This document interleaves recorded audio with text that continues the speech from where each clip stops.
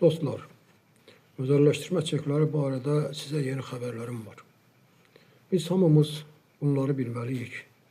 Bu səbəbdən xahiş edirəm, mütləq Facebookda özelleştirme çekləri qrupunda paylaşın. Özelleştirme çekləri olan bəzi vətəndaşların deputatlara olan müraciəti, şikayəti öz bəhrəsini verməyə başlayıb. Belə ki, vətəndaşların şikayətinə cavab olaraq artıq ondan çox deputat mətbuat vasitəsilə xalqa dəstək verib. Hökumətə çağırışlar ediblər. Dostlar, bu məlumatları bütün qohum və dostlarınıza göndərin. Facebookda paylaşın.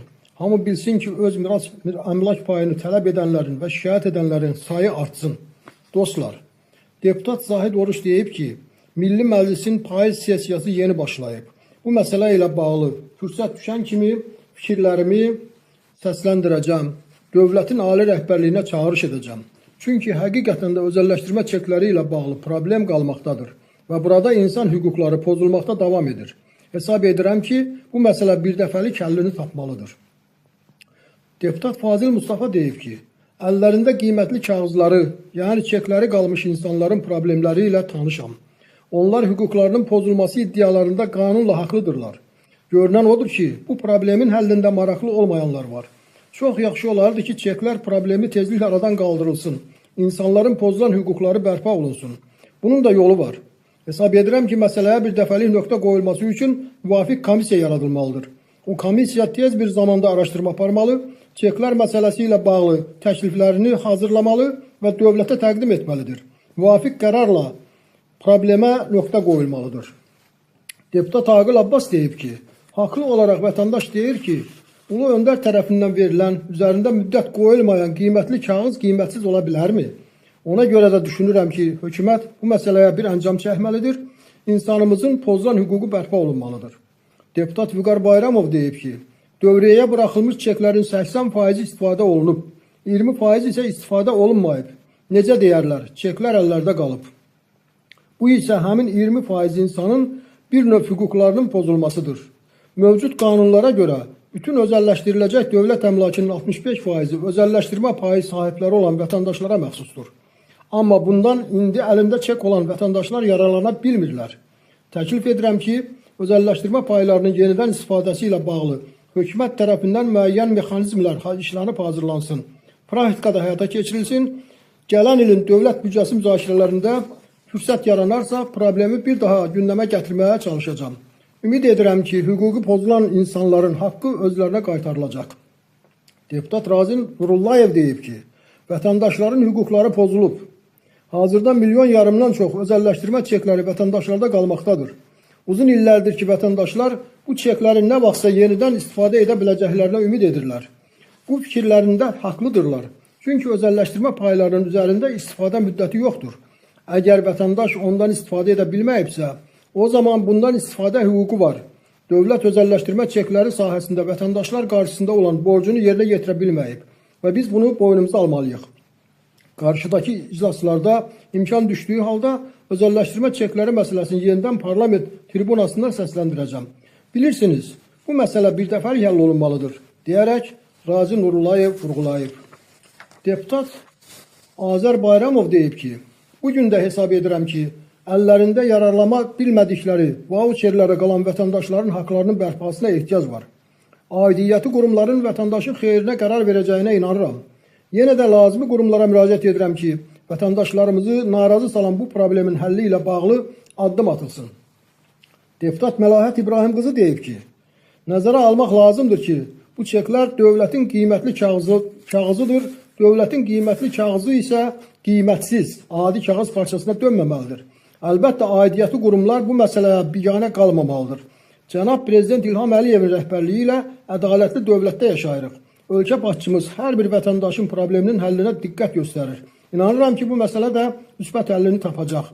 Milli Məclisə müraciət olunubsa, məsələyə baxılacaq.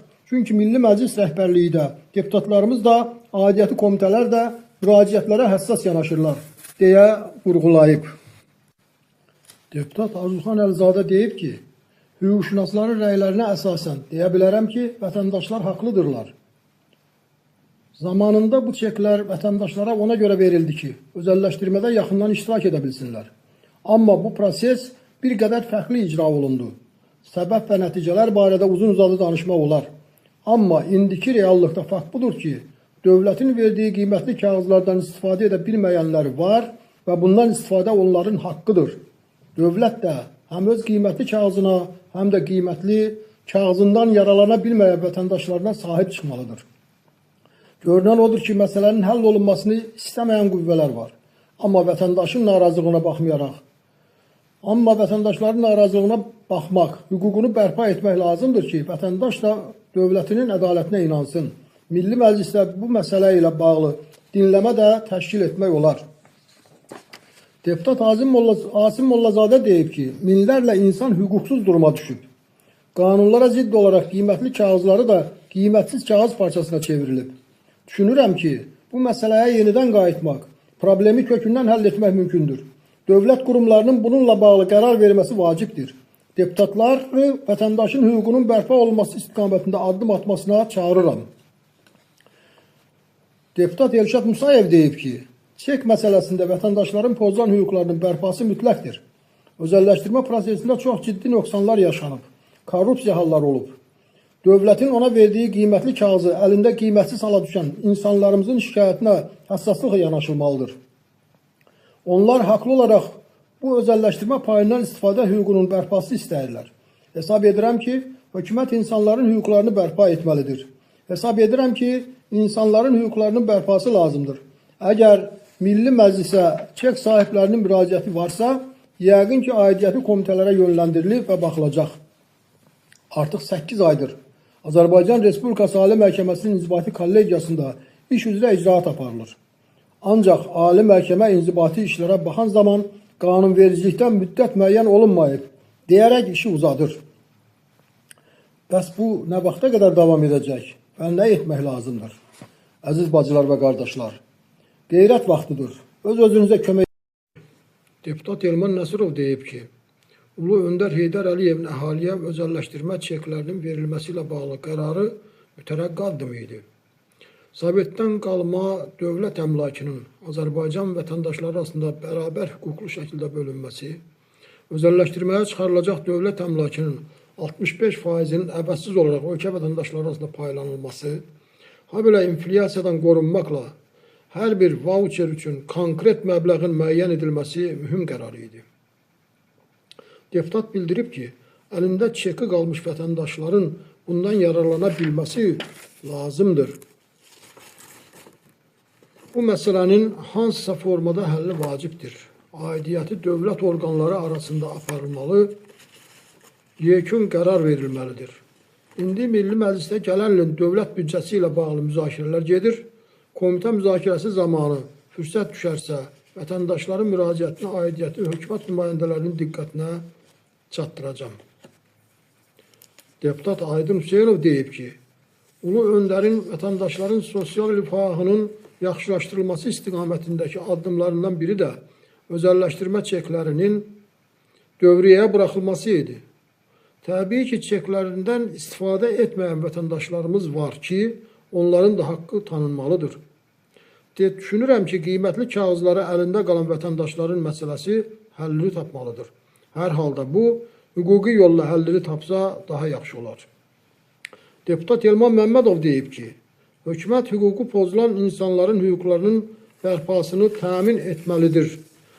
Prezident hər zaman vətəndaşın rifahının yaxşılaşdırılması, onların hüquqlarının qorunması istiqamətində mütərəqqi addımlar atır. Hər şey vətəndaşın yaxşı yaşaması üçündür. Əgər vətəndaşımızın hüququ pozulubsa, onun bərpasında hansı əməllər varsa aradan qaldırmalıdır. Milli Məclisdə bir millət vəkili olaraq bu məsələnin qaldırılmasına çalışacağam. Hüquq deyirsə ki, vətəndaş haqlıdır, onun haqqı tanınmalıdır. Məlumdur ki, çeklər üçün konkret müddət nəzərdə tutulmamışdı. İndi əlində qiymətli kağızı qalan vətəndaşlar da bundan nə vaxtsa istifadə edə biləcəklərini düşünüblər. Hesab edirəm ki, məsələ bir dəfəlik həll edilsə, narazılıq aradan qalxar. Çek sahibləri də rahatlıq taparlar. Bu məsələyə məntiqli yekun vurulmalıdır. Yəqin ki, vətəndaşların müraciətinə müsbət cavab veriləcək. Problem varsa, qanuna uyğun formada həllini tapmalıdır. Deputat Tahir Rzayev deyib ki, bu problemə bir dəfəlik nöqtə qoyulması vacibdir. özəlləşdirmə çeklərinin dövrəyə buraxılması vətəndaşların mülkiyyət hüququna sahib olmasına imkan yaradırdı. Təbii ki, zamanında çeklərindən faydalanan insanlar oldu. Əksəriyyət isə özəlləşdirmə çeklərini qara bazarda satdı və bu çekləri alan şəxslər qiymətləndirmə əsasında müəyyən sexləri, zavodları özəlləşdirdilər. Lakin bir çox vətəndaş çeklərini qoruyub saxladılar və düşündülər ki, gələcəkdə daha çox faydalana biləcəklər. Təəssüf ki, bu çeklərin yenidən dövrəyə buraxılmasına imkan yaradılmadı. Bir neçə il öncə özəlləşdirmə çeklərinin yenidən dövrəyə buraxılması ilə bağlı məlumatlar yayılmışdı. Amma heç bir nəticə olmadı. Hesab edirəm ki, sözü gedən məsələyə yenidən qayıtmaq vacibdir. Cənab Prezident hər zaman öz çıxışlarında bildirib ki, insanların haqları və tələbləri təmin olunmalıdır. Əllərində çekləri qalan vətəndaşların bundan istifadəsinə şərait yaradılması vacibdir. Bu məsələ hansısa formada həllini tapmalıdır. Ya çeklərdən özəlləşdirmədə istifadəyə şərait yaradılmalıdır, ya da voucherlər qiymətləndirilməsi müqabilində vətəndaşlara kompensasiya ödənilməlidir. Axı özəlləşdirmə çekləri vətəndaşların haqqıdır. Onlar bundan yararlana bilməyiblər. Mən hökumət nümayəndələrinə, aidiyyatı orqanlara səslənirəm ki, bu problemin aradan qaldırılması yollarını tapsınlar və məsələ müsbət həllini tapsın. Deputat Ceyhun Məmmədov deyib ki, burada əsas məsələ qanunun tələb etdiyi formada məsələnin həllinə qovuşmasıdır. Özəlləşdirmə paylarından istifadə edə bilməyən vətəndaşların şikayətlərini, tələblərini anlayıram. Hüquq da onların haqlı olduğunu deyir. Hər halda dövlət qurumları və İqtisadiyyat Nazirliyi bu məsələ ilə bağlı ətraflı araşdırma apara, müvafiq qərar verə bilər. Qanun vətəndaşın tərəfindədirsə, aidiyyatı orqanlar lazımi addımları atmalıdırlar. Biz hüquqi dövlətdə yaşayırıq və hüquq nəyi diktə edirsə, o formada da problemlər həll olunmalıdır. Dostlar, xahiş edirik ki, hamınız özəlləşdirmə çekləri qrupunda bu məlumatları paylaşın ki, hamı bundan məlumatlı olsun. Dostlar, heç kim ulu öndərimizin, dövlətin ən kasıb vaxtında xalqımızın qanı və canı bahasına qurulmuş Sovet dövlətinin əmlakının öz sahiblərini, yəni xalqa miras əmlak payı kimi qaytarılması üçün imzaladığı normativ hüquqi aktların və yüksək tribunadan səsləndirdiyi tarixi, sosial ədalət siyasətini sonradan qəbul olunmuş, qanun qüvvəsində olmayan sənədlərlə, yüz minlərlə vətəndaşın əlindən alınmasına razı ola bilməz. Bu, Konstitusiyamızın 149-cu maddəsinin 7-ci bəndi ilə də qadağan edilmişdir. Ancaq diqqət etməliyik, dostlar. Dövriyyədə olması zamanı heç bir normativ hüquqi aktlarla ödəmə vasitəsi kimi istifadəsi qadağan olunmayan dövlət özəlləşdirmə çeklərinin tədiyə, ödəmə vasitəsi kimi istifadəsi ulu öndərimiz vəfat edəndən sonra qəbul edilən qanun qüvvəsində olmayan normativ hüquqi aktlarla məhdudlaşdırıldı və 2011-ci ildən bu hüquqlar vətəndaşların əlindən tam olaraq alındı. Hesab edirik ki, bu durum konstitusiyaya ziddir və burada hesab edirik ki, bu işləri görənlər Cənab Prezidentimizin etibarından sui istifadə edərək o sənədləri hazırlayıb imzaladıblar. Bildiyimiz kimi, hər bir özəlləşdirmə payına 40.000 manat kompensasiyanın verilməsi ilə bağlı iddia ərizəmizi məhkəməyə təqdim etdik. Dostlar, hamı yaxşı bilir ki, ulu öndərimiz Heydər Əliyevin imzaladığı və bugün də qüvvədə olan bu qanun və əsasnamə əsasında verilən hüquqların və öhdəliklərin sonradan qanun qüvvəsində olmayan normativ hüquqi aktlar ilə pozulması qəbul edilməzdir. Bu cinayətdir, korrupsiya halı hesab olunur. Həqiqətən də bəzi məmurlar Prezidentimizin etibarından sui istifadə edərək bu sənədləri imzalamış olduğunu hesab edirik.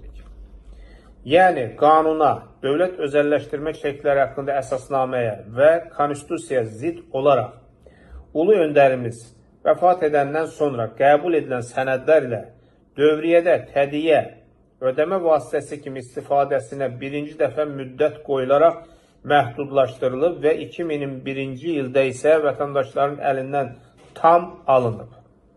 Bu isə ümummilli liderimiz Ulu Öndər Heydər Əliyevin tarixi ədalət siyasətini pozmaq, xalqın haqqının əlindən alınması, ölkə vətəndaşlarının dövlətdən narazı salmaq, sosial gərginlik yaratmaq istəyən şəxslərin həm cənab prezidentimiz İlham Əliyevə, həm də dövlətə, həm də xalqa qarşı düşmənçiliyin olduğunu göstərir. Dostlar, bunları bildirdikdən sonra sizdən bir xahişim var. Bu məlumatları paylaşın ki, hamı bilsin, hamı məlumatlansın. Facebookda özəlləşdirmə çekləri adlı bir qrup var və biz də o qrupun üzvüyük. Mən sizin üçün şəxsən bu məsələləri elmi olaraq da araşdırıb, həmin qrupda paylaşmağa çalışıram. Bizdə də qanunla qoyulmuş qaydaya əsasən özəlləşdirmə çeklərindən tədavül vasitəsi kimi istifadə müddəti başa çatdıqdan sonra Belarusda olduğu kimi çeklər qanunla ödəmə tədiyyə vasitəsi kimi dövriyyədən çıxarılana qədər, yəni dövlət tərəfindən investisiya fondları yaradılana qədər istifadə olunmalı idi. Araşdırılması və şərh edilməsi vacib olan bəzi fərman maddələri ilə mülkiyyət hüququnun konstitusiya və qanunlara zidd olaraq pozulması faktlarına hakimlər göz yumdu. Bu faktlara nə özləri hüquqi qiymət verdi, nə də araşdırılması üçün Konstitusiya məhkəməsinə göndərdi. Bunu aşağıdakılar təsdiq edir. Diqqət edin. Mərhum Prezident Heydər Əliyev vəfat edəndən sonra Prezident İlham Əliyevin etibarından sui-istifadə edən oliqarx məmurlar 2004-cü ildə ilk dəfə olaraq qanun qüvvəsində olmayan fərmanla güya dövlət özəlləşdirmə çeklərindən istifadə müddətini artırmaq adı ilə ödəmə tədiyyə vasitəsi kimi müddət qoydular. Bu vaxta qədər ödəmə tədiyyə vasitəsi kimi istifadə bu gün də qüvvədə olan özəlləşdirmə qanununun 10-cu maddəsi ilə tənzimlənirdi. Yəni, qanunla özəlləşdirmə payı çekləri kimi mülkiyyət hüququnu təsdiq edən və dövlət investisiya fondları yaradılana qədər bütün özəlləşdirmə dövrü üçün dövriyyədə ödəmə vasitəsi kimi istifadəsi, mülkiyyət hüququndan istifadə qaydası, konstitusiya və qanunlarla qoyulan və qorunan bir qayda, konstitusiya və qanunlara tam zidd olaraq ilk dəfə 2004-cü ildə 75 nömrəli fərman 1.1 bəndi ilə məhdudlaşdırılaraq sonradan ləğv olundu.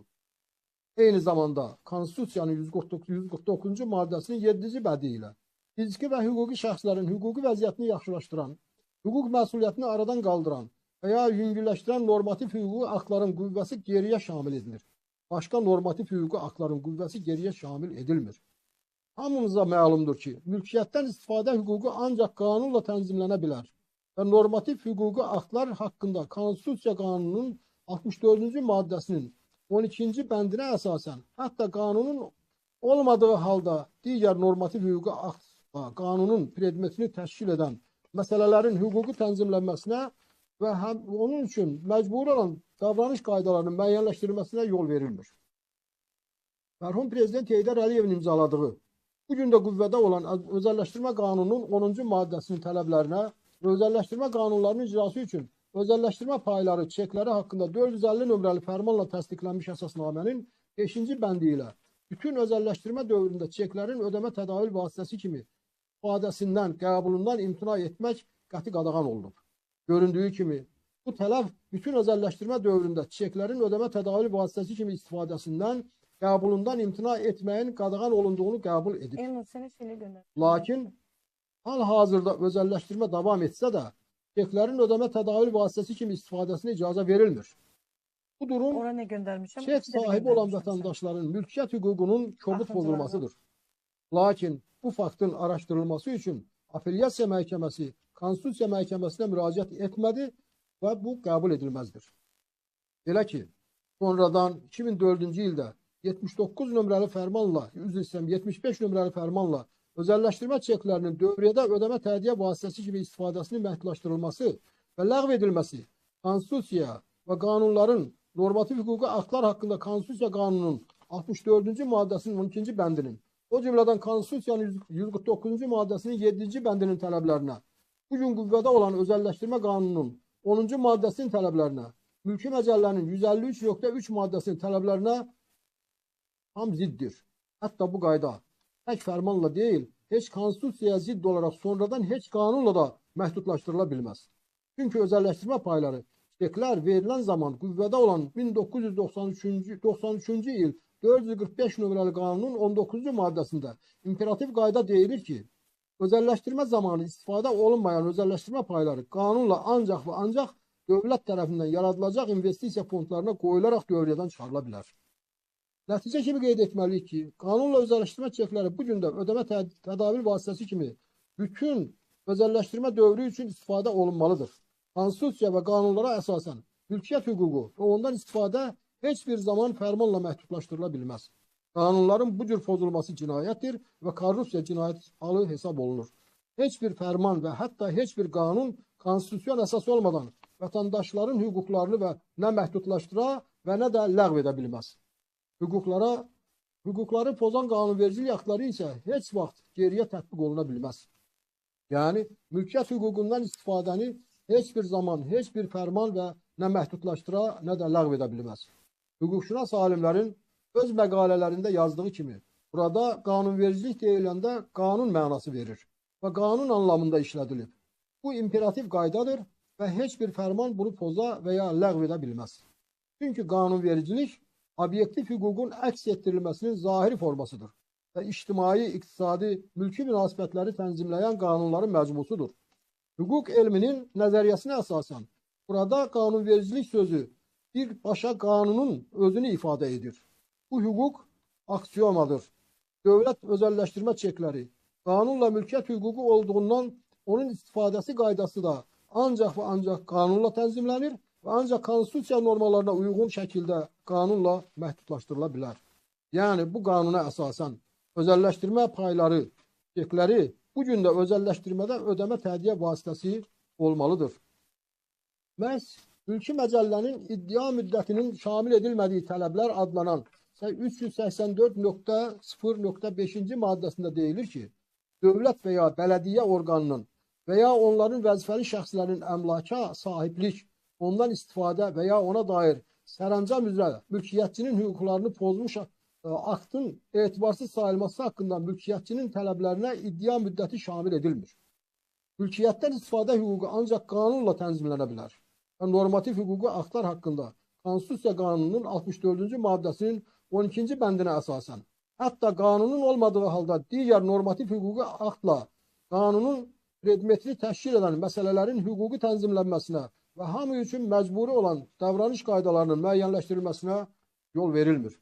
Ali məhkəməyə xüsusi olaraq bildirmək istəyirik ki, pozulmuş insan hüquqlarının bərpası ilə bağlı Azərbaycan Respublikası Konstitusiyasının 130-cu maddəsinin 3-cü hissəsinin 1-Konstitusiyasının 130-cu maddəsinin 3-cü hissəsinin 1-7 bəndlərində nəzərdə tutulmuş məsələlərin həll edilməsi üçün şikayətlərə Konstitusiya Məhkəməsi tərəfindən baxılmasının vacibliyini gözəl bilir və xahiş edirik ki, bu hüquq pozuntusunun araşdırılması üçün Konstitusiya Məhkəməsinə müraciət etsinlər. Çünki Konstitusiyanın 94-cü maddəsinin 13-cü bəndi ilə mülkiyyət hüququnun, yəni əmlaka sahib olmaq, əmlakdan istifadə etmək və onun barəsində sərəncam vermək hüquqları yalnız qanunverici orqan olan Milli Məclis tərəfindən ancaq qanunla tənzimlənə bilər. Konstitusiyanın qoyduğu bu qaydanı mülki məcəllə də təsdiq edir. Məhz mülki məcəllənin 153.3-cü maddəsinə əsasən əmlakin fiziki və ya hüquqi şəxsi mülkiyyətində Azərbaycan Respublikasının və ya bələdiyyələrin mülkiyyətində olmasından asılı olaraq əmlakin mülkiyyət hüququnun, əmlaka sahiblik, ondan istifadə və ona dair sərəncam hüququnun əldə edilməsi və ona xitam verilməsi xüsusiyyətləri yalnız qanunla müəyyənləşdirilə bilər. Mülki məcəllənin iddia müddətinin şamil edilmədiyi tələblər adlanan 384.0.5 maddəsində yazılır ki, dövlət və ya bələdiyyə orqanının və ya onların vəzifəli şəxslərinin əmlaka sahiblik, ondan istifadə və ya ona dair sərəncam üzrə mülkiyyətçinin hüquqlarını pozmuş aktın etibarsız sayılması haqqında mülkiyyətçinin tələblərinə iddia müddəti şamil edilmir. Bundan başqa, mərhum Prezident Heydər Əliyevin tarixi sosial ədalət siyasətini və qanunla qoyulan qaydaya əsasən 2000-ci ildə fərmanla qəbul olunmuş dövlət özəlləşdirmə proqramının ilk redaksiyasının 7.2 və 7.4 bəndində deyilirdi ki, dövlət özəlləşdirmə çekləri dövriyyədən çıxarıldıqdan sonra əmlaklar pul hərracında satılacaq. Göründüğü kimi burada tədavüldən deyil, dövriyədən çıxarıldıqdan sonra deyilir. Çünki dövlət özəlləşdirmə çekləri dövriyyədə qaldığı müddət ərzində qanunla bütün özəlləşdirmə dövrü üçün orta və iri müəssisələrin özəlləşdirilməsi zamanı 65% əmlak dəyəri həcmində ödəmə vasitəsidir. 22 iyun 2010-cu il tarixli 283 nömrəli fərmanla bu bəndləri dəyişdirilib. Əvəzində sonradan 2008-ci ildə hüquqi terminlərlə manipulyasiya edilərək konstitusiya və qanunların qanunlar kobud şəkildə pozuldu və özəlləşdirmə çekləri dövriyyədən deyil, tədavüldən çıxarıldığı halda yazıldı. Bu isə konstitusiya qanunları və beynəlxalq insan hüquqlarının çox kobud pozuntusudur. Əgər dövlət qanunla əmlak payı kimi təminat olaraq verdiyi çeklərin üzərində aydın yazılıb ki, özəlləşdirmə payları çekləri ilə özəlləşdiriləcək orta və iri müəssisələrin 65%-i xalqa, vətəndaşlara məxsus dövlət əmlaklarının pulla satmaq istəyirsə, konstitusiyaya və qanunlara əsasən mülkiyyət hüququ olan özəlləşdirmə çeklərinin paylarının dəyəri əvvəlcədən ödənilməklə çekləri dövriyyədən çıxarılmalı idi. Bu da cənab prezidentin etibarından sui-istifadə edən oliqarx məmurların və hüquqşünasların cinayəti və hiləsidir. Qanunla özəlləşdirmə paylarının çeklərinin dövriyyədə tədavül müddətinin fərmanla məhdudlaşdırılması onların qanun, konstitusiya və beynəlxalq hüquqla müəyyən olunmuş mülkiyyətdən istifadə hüququnu, yəni dövriyyədə ödəmə tədiyyə vasitəsi kimi istifadəsinin heç bir halda məhdudlaşdırıla bilməməsidir. Yəni dövriyyədə olduğu müddətdə özəlləşdirmə çekləri qanunla həmişə ödəmə tədiyyə vasitəsi kimi istifadə olunmalı idi. Göründüyü kimi, dövlət özəlləşdirmə çekləri qanunla verilib, mülki məcəllədə mülkiyyət hüququ verən qiymətli kağız olduğu açıq-aydın yazılıb. Bu isə o deməkdir ki, sonradan qəbul olunan heç bir qanun və ya fərman bu çeklər verilən zaman qüvvədə olan qanun qaydalarını konstitusiyaya zidd olaraq nə məhdudlaşdırıla, nə də ləğv edilə bilər. Lakin məhkəmələr qanun və konstitusiyanın pozuntularını sübut edən bu hüquqi faktları araşdırmadı. Hörmətli deputatlar, xüsusən də ixtisasca hüquqşünas olanlar, cənab prezident hüquqşünas deyil. Bəli, hüquqşünasların və məmurların səhvləri üzündən yaranmış bugünkü vəziyyət qəbul edilməzdir. Bu şəxslərin hərəkətləri mərhum prezident Heydər Əliyevin qurduğu dövlətin tarixi ədalət siyasətini, konstitusiya və qanunla pozmaqla birlikdə həm də dövlətçiliyimizə, ölkəmizin gələcəyinə və cənab prezident İlham Əliyevin xalqın arasındakı sarsılmaz hörmətinə zərbə vurmaq məqsədi daşıdığını hesab edirik. Ədalətli və vicdanlı olanlardan xalqa kömək etməyinizi xahiş edirik. Tezliklə Milli Məclis tərəfindən araşdırma aparılmasına qərar veriləcək. Azərbaycan Respublikası Ali Məhkəməsinin İnzibati Kollegiyasında iş üzrə icraat aparılır. Ancaq Ali Məhkəmə inzibati işlərə baxan zaman qanunvericilikdən müddət müəyyən olunmayıb, deyərək işi uzadır.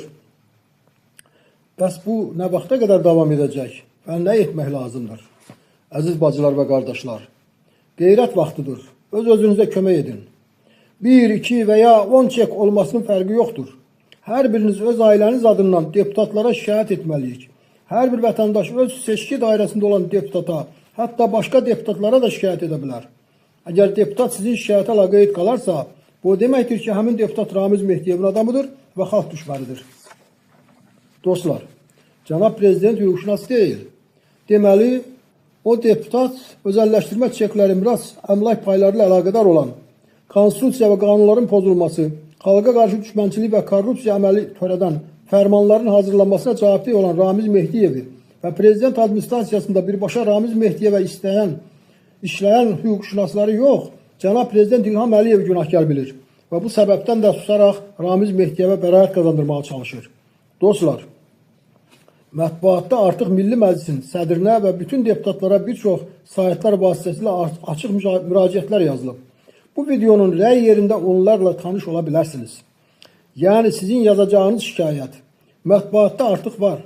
Lakin vəkillər və hüquqşünaslar məsləhət görürlər ki, ailəsində özəlləşdirmə çekləri olan bütün ölkə vətəndaşları mütləq şəkildə hamı öz ailəsi adından deputatlara və Milli Məclisin sədri Sahibə xanıma müraciət etməlidir. Seçkidə iştirak etmişsiniz və ya etməmişsiniz, bunun heç bir fərqi yoxdur. O deputat sizin deputatdır. Dostlar, ümumiyyətlə tanıdığınız bütün deputatlara şikayət edə bilərsiniz. Deputatın vəzifəsi bütün vətəndaşlara kömək etməkdir. Deputatlar hər ay azı 3 dəfə həm Bakıda, həm də rayonlarda qəbul edirlər. Dostlar, aşağıda bu videonun rəy yerində qoyulmuş 2 link var. Biri hazır şikayet formasıdır. Link biraz geç açılır, gözləyin.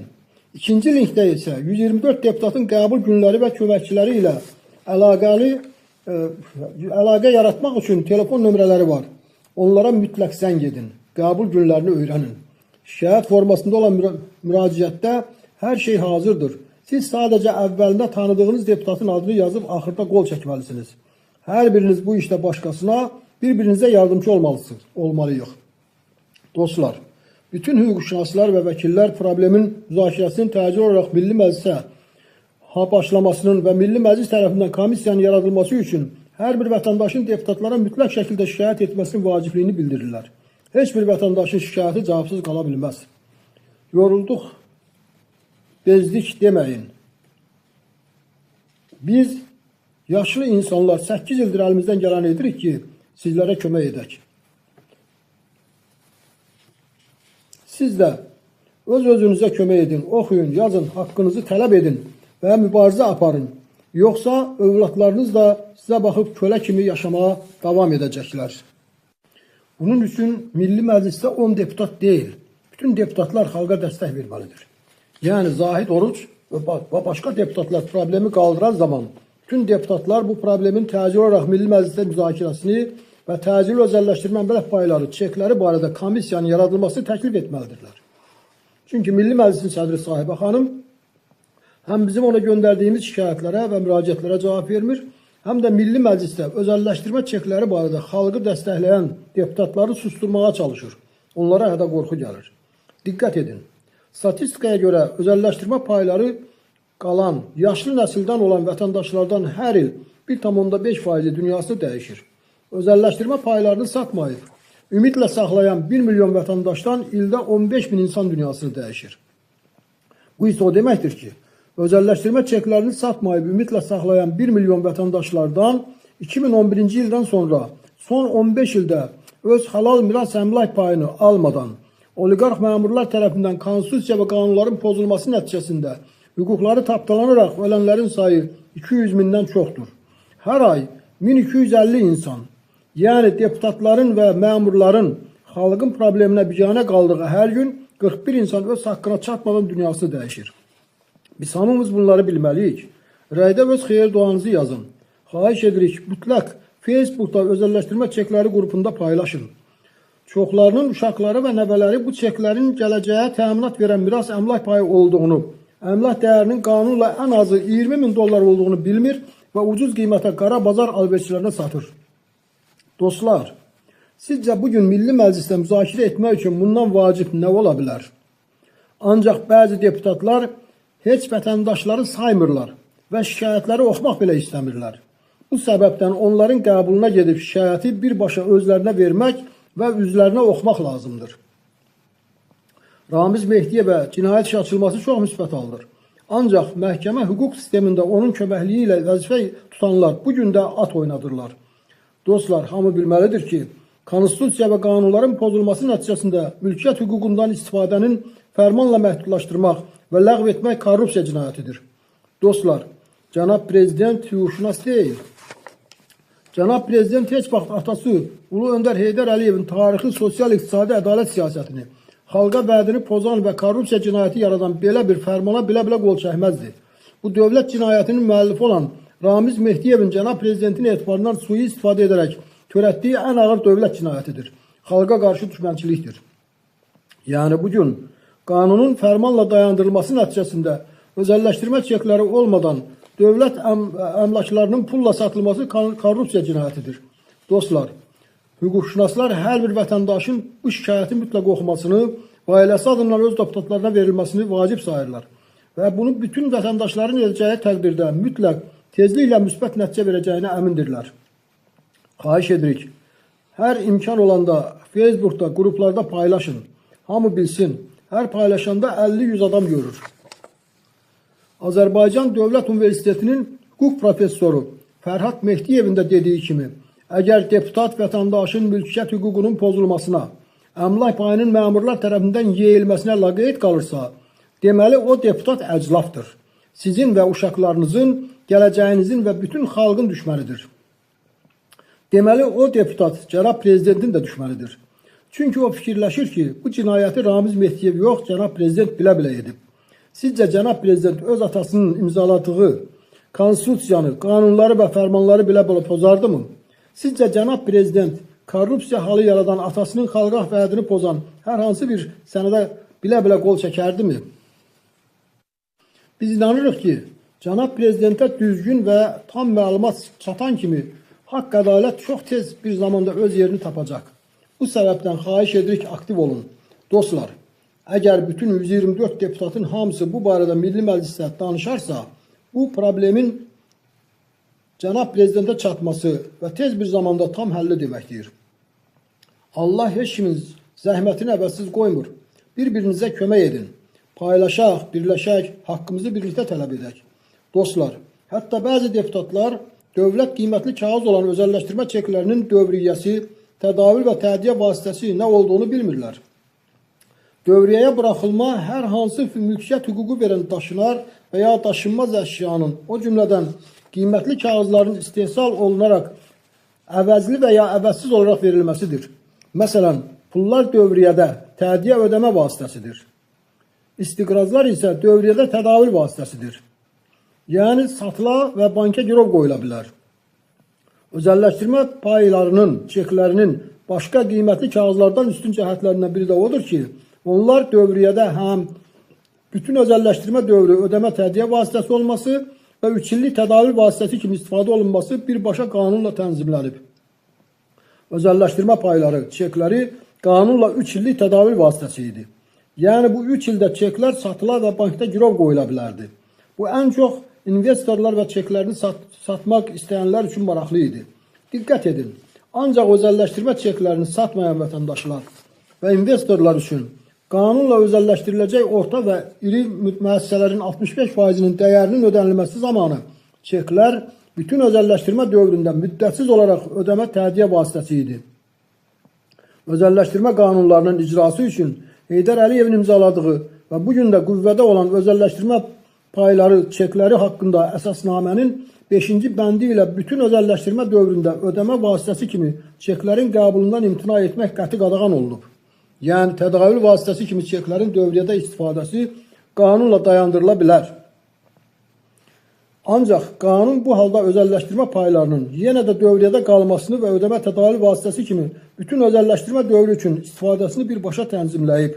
Bugün qüvvədə olan özəlləşdirmə qanunu 10-cu maddəsi və bugün də qüvvədə olan 450 nömrəli fərmanla təsdiqlənmiş özəlləşdirmə çekləri haqqında əsasnamənin 5-ci bəndi ilə bütün özəlləşdirmə dövründə ödəmə vasitəsi kimi çeklərin qəbulundan imtina etmək qəti qadağan olunub.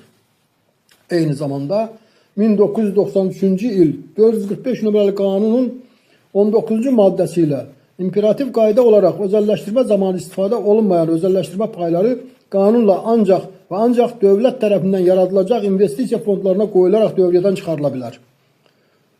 Dostlar, hüquqşünas alimlərin də dediyi kimi, bugün mülkiyyət hüququ ilə bağlı konstitusiya, qanunlar və beynəlxalq insan hüquqları çox kobud şəkildə pozulmuşdur. Hər bir vətəndaş bilməlidir ki, bugün qüvvədə olan özəlləşdirmə qanununun 10-cu maddəsi ilə dövlət əmlakının özəlləşdirilməsi zamanı ödəmə vasitəsi, Azərbaycan Respublikasının təhdiyə vasitəsi, manat və qanunvericiliklə müəyyən edilmiş qaydada dövlət özəlləşdirmə payları, çekləri hesab olunur. Diqqət edin, konstitusiya və qanunlara əsasən əmlakin fiziki və ya hüquqi şəxsin mülkiyyətində, Azərbaycan Respublikasının və ya bələdiyyələrin mülkiyyətində olmasına asılı olmayaraq, əmlaka mülkiyyət hüququnun, əmlaka sahiblik, ondan istifadə və ona dair sərəncam hüququnun əldə edilməsi və ona xitam verilməsi xüsusiyyətləri yalnız qanunla müəyyənləşdirilə bilər. Yəni, Ramiz Mehdiyevin hazırladığı və prezidentin etibarından sui-istifadə edərək, xaincəsinə aldadaraq imzalatdığı fərmanla özəlləşdirmə çeklərindən ödəmə təhdiyə vasitəsi kimi istifadəsi nə məhdudlaşdırıla bilər və nə də dayandırıla bilər. Bu hal qanunvericilikdə korrupsiya cinayəti sayılır. Paylaşaq, birləşək, haqqımızı birlikdə tələb edək. Məhkəmə kifayət qədər yaxşı keçdi. Yəni, biz öz fikirlərimizi, hamısını məhkəməyə çatdırdıq. Və həqiqətən də məhkəmənin atmosferindən bizim haqlı olduğumuz görsənir və təsdiq olunur.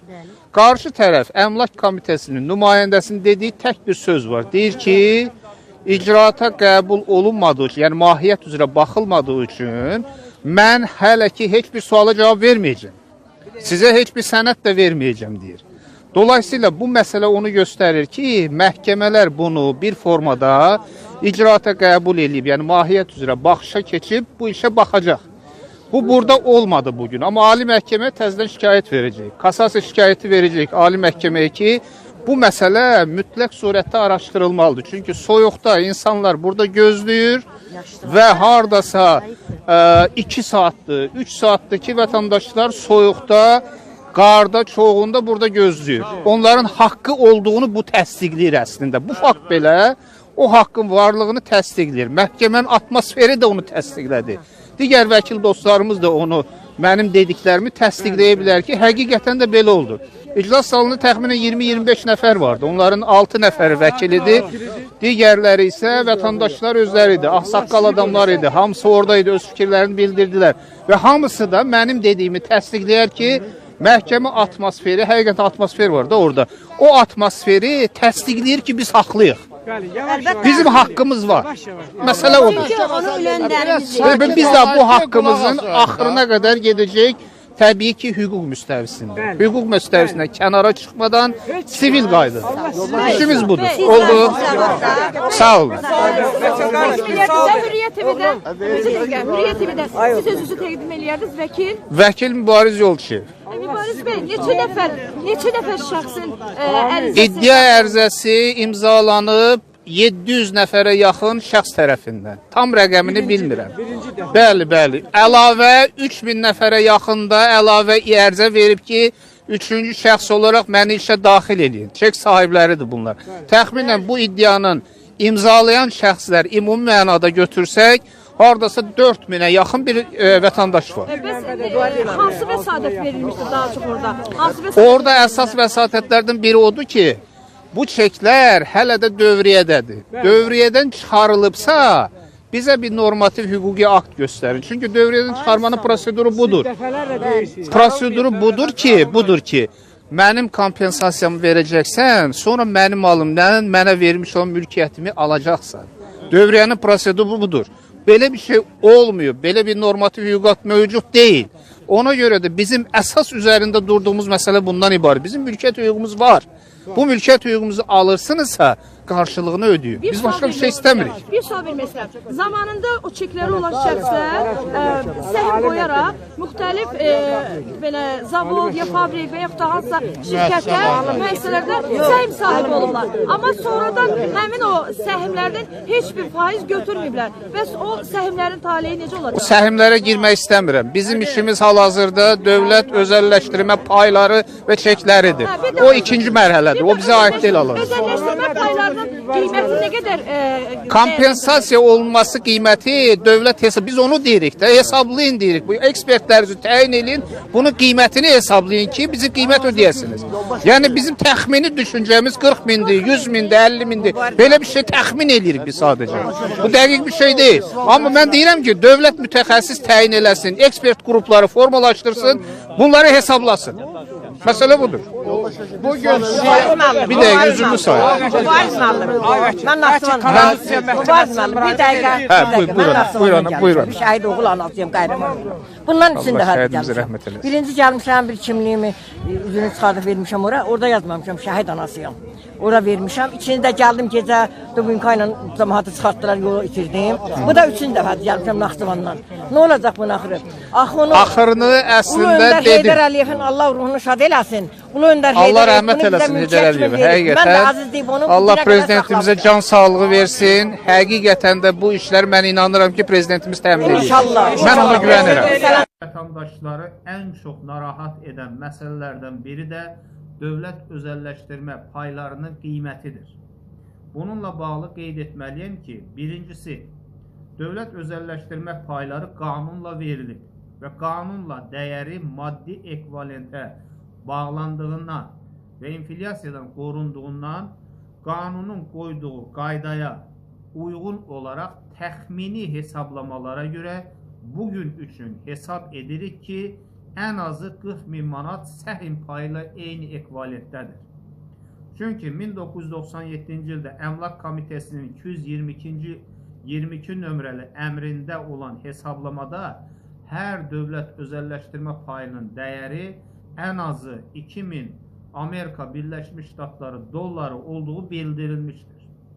28 ildə ən azı 10 dəfə inflyasiya olduğunu nəzərə alsaq, deməli, hər dövlət özəlləşdirmə payının dəyəri ən azı 20.000 Amerika Birləşmiş Ştatları dolları əmlak ekvivalenti dəyərindədir. İkincisi, əgər qanunlara uyğun düzgün hesablamalar aparılarsa, Ulu Öndər Heydər Əliyevin imzaladığı qanunla bütün özəlləşdiriləcək orta və iri müəssisələrin əmlak dəyərinin ən azı 65%-i dövlət özəlləşdirmə çekləri ilə aparılmalı idi. Gec və ya tez, gələcəkdə özəlləşdirilməsi nəzərdə tutulan bütün dövlət müəssisələrinin investisiya holdinglərində olan onlarla dövlət müəssisələrinin, o cümlədən bankların, Azerselin və s. bu kimi orta və iri müəssisələrin, eyni zamanda xarici və yerli şirkətlərə icarəyə verilmiş, gələcəkdə özəlləşdirilə biləcək neft sənayesi, çünki cəmi 10%-i SOCAR-a aiddir, digərləri isə icarədədir. Və həm də mədən sənayesi, xəstəxana, poliklinikalar, ali və peşə təhsil müəssisələri, mənzil istismar sahələri və s.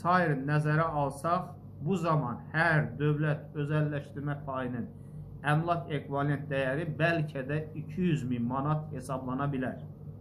Məhkəmə kifayət qədər yaxşı keçdi. Yəni biz öz fikirlərimizi hamısını məhkəməyə çatdırdıq. Və həqiqətən də məhkəmənin atmosferindən bizim haqlı olduğumuz görsənir və təsdiq olunur. Qarşı tərəf Əmlak Komitəsinin nümayəndəsinin dediyi tək bir söz var. Deyir ki, icraata qəbul olunmadığı üçün, yəni mahiyyət üzrə baxılmadığı üçün mən hələ ki heç bir suala cavab verməyəcəm. Sizə heç bir sənəd də verməyəcəm deyir. Dolayısıyla bu məsələ onu göstərir ki, məhkəmələr bunu bir formada icraata qəbul edib, yəni mahiyyət üzrə baxışa keçib bu işə baxacaq. Bu burada olmadı bugün, amma Ali Məhkəməyə təzədən şikayət verəcək. Kassasiya şikayəti verəcək Ali Məhkəməyə ki, bu məsələ mütləq surətdə araşdırılmalıdır. Çünki soyuqda insanlar burada gözləyir və hardasa 2 saatdır, 3 saatdır ki, vətəndaşlar soyuqda, qarda, çoğunda burada gözləyir. Onların haqqı olduğunu bu təsdiqləyir əslində. Bu fakt belə o haqqın varlığını təsdiqləyir. Məhkəmənin atmosferi də onu təsdiqlədi. Digər vəkil dostlarımız da onu, mənim dediklərimi təsdiqləyə bilər ki, həqiqətən də belə oldu. İclas salonunda təxminən 20-25 nəfər vardı. Onların 6 nəfəri vəkilidir. Digərləri isə vətəndaşlar özləri idi. Ağsaqqal adamlar idi. Hamısı oradaydı, öz fikirlərini bildirdilər. Və hamısı da mənim dediyimi təsdiqləyər ki, məhkəmə atmosferi, həqiqətən atmosfer var da orada. O atmosferi təsdiqləyir ki, biz haqlıyıq. Bizim haqqımız var. Məsələ odur. Biz də bu haqqımızın axırına qədər gedəcək. Təbii ki, hüquq müstəvisində. Hüquq müstəvisində kənara çıxmadan sivil qayda. İşimiz budur. Oldu. Sağ olun. Hürriyyət TV-də siz özünüzü təqdim eləyərdiniz, vəkil? Vəkil Mübariz Yolçiyev. Mübariz bəy, neçə nəfər şəxsin ərizəsi? İddia ərizəsi imzalanıb 700 nəfərə yaxın şəxs tərəfindən. Tam rəqəmini bilmirəm. Bəli, bəli. Əlavə 3000 nəfərə yaxında əlavə ərizə verib ki, 3-cü şəxs olaraq məni işə daxil edin. Çek sahibləridir bunlar. Təxminən bu iddianın imzalayan şəxslər ümumi mənada götürsək, hardasa 4000-ə yaxın bir vətəndaş var. Hansı vəsadət verilmişdir daha çox orada? Orada əsas vəsatətlərdən biri odur ki, bu çeklər hələ də dövriyyədədir. Dövriyyədən çıxarılıbsa, bizə bir normativ hüquqi akt göstərin. Çünki dövriyyədən çıxarmanın proseduru budur. Proseduru budur ki, mənim kompensasiyamı verəcəksən, sonra mənim malımdan mənə vermiş olan mülkiyyətimi alacaqsan. Dövriyyənin proseduru budur. Belə bir şey olmuyor. Belə bir normativ hüquqat mövcud deyil. Ona görə də bizim əsas üzərində durduğumuz məsələ bundan ibarət. Bizim mülkiyyət hüququmuz var. Bu mülkiyyət hüququmuzu alırsınızsa qarşılığını ödəyin. Biz başqa bir şey istəmirik. Bir sual vermək istəyirəm. Zamanında o çekləri olan şəxslər səhm qoyaraq müxtəlif belə zavod ya fabrik və yaxud da hansısa şirkətdə, müəssisələrdə səhm sahibi olublar. Amma sonradan həmin o səhmlərdən heç bir faiz götürməyiblər. Bəs o səhmlərin taleyi necə olacaq? Səhmlərə girmək istəmirəm. Bizim işimiz hal-hazırda dövlət özəlləşdirmə payları və çekləridir. O ikinci mərhələdir. O bizə aid deyil hal-hazırda. Özəlləşdirmə paylarının qiyməti nə qədər? Kompensasiya olunması qiyməti dövlət hesab. Biz onu deyirik də, hesablayın deyirik. Bu ekspertlərinizi təyin edin, bunu qiymətini hesablayın ki, bizim qiymət ödəyəsiniz. Yəni bizim təxmini düşüncəmiz 40 mindir, 100 mindir, 50 mindir. Belə bir şey təxmin edirik biz sadəcə. Bu dəqiq bir şey deyil. Amma mən deyirəm ki, dövlət mütəxəssis təyin eləsin, ekspert qrupları formalaşdırsın, bunları hesablasın. Məsələ budur. Bugün Bir dəqiqə üzümü sayın. Mən Naxçıvan bir dəqiqə Buyurun. Şəhid oğul anasıyam, qəhrəman. Bundan üçün də şəhidimizə rəhmət eləsin. Birinci gəlmişəm, bir kimliyimi üzünü çıxardıb vermişəm orada yazmamışam, şəhid anasıyam. Ora vermişəm. İkinci də gəldim gecə Dubinka ilə cəmaatı çıxartdılar, yolu itirdim. Bu da üçüncü dəfə gəlmişəm Naxçıvandan. Nə olacaq bunun axırı? Axırını əslində dedim. Heydər Əliyevin Allah ruhunu şad eləsin. Ulu Öndər Allah rəhmət eləsin Heydər Əliyevə. Həqiqətən Allah prezidentimizə can sağlığı versin. Həqiqətən də bu işlər mən inanıram ki, prezidentimiz təmin edir. İnşallah. Mən ona güvənirəm.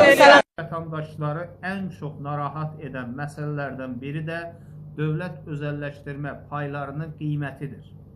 Bununla bağlı qeyd etməliyəm ki, birincisi, dövlət özəlləşdirmə payları qanunla verilir və qanunla dəyəri maddi ekvivalentə bağlandığından və inflyasiyadan qorunduğundan qanunun qoyduğu qaydaya uyğun olaraq təxmini hesablamalara görə bugün üçün hesab edirik ki, ən azı 40 min manat səhm payıyla eyni ekvivalentdədir. Çünki 1997-ci ildə Əmlak Komitəsinin 222 nömrəli əmrində olan hesablamada hər dövlət özəlləşdirmə payının dəyəri ən azı 2000 Amerika Birləşmiş Ştatları dolları olduğu bildirilmişdir. 28 ildə ən azı 10 dəfə inflyasiya olduğunu nəzərə alsaq, deməli, hər dövlət özəlləşdirmə payının dəyəri ən azı 20 min Amerika Birləşmiş Ştatları dolları əmlak ekvivalenti dəyərindədir. İkincisi, əgər qanunlara uyğun düzgün hesablamalar aparılarsa, Ulu Öndər Heydər Əliyevin imzaladığı qanunla bütün özəlləşdiriləcək orta və iri müəssisələrin əmlak dəyərinin ən azı 65%-i dövlət özəlləşdirmə çekləri ilə aparılmalı idi. Gec və ya tez, gələcəkdə özəlləşdirilməsi nəzərdə tutulan bütün dövlət müəssisələrinin investisiya holdinglərində olan onlarla dövlət müəssisələrinin, o cümlədən bankların, Azerselin və s. bu kimi orta və iri müəssisələrin, eyni zamanda xarici və yerli şirkətlərə icarəyə verilmiş, gələcəkdə özəlləşdirilə biləcək neft sənayesi, çünki cəmi 10% SOCAR-a aiddir, digərləri isə icarədədir. Və həm də mədən sənayesi, xəstəxana, poliklinikalar, ali və peşə təhsil müəssisələri, mənzil istismar sahələri və s. nəzərə alsaq, bu zaman hər dövlət özəlləşdirmə payının əmlak ekvivalent dəyəri bəlkə də 200 min manat hesablana bilər.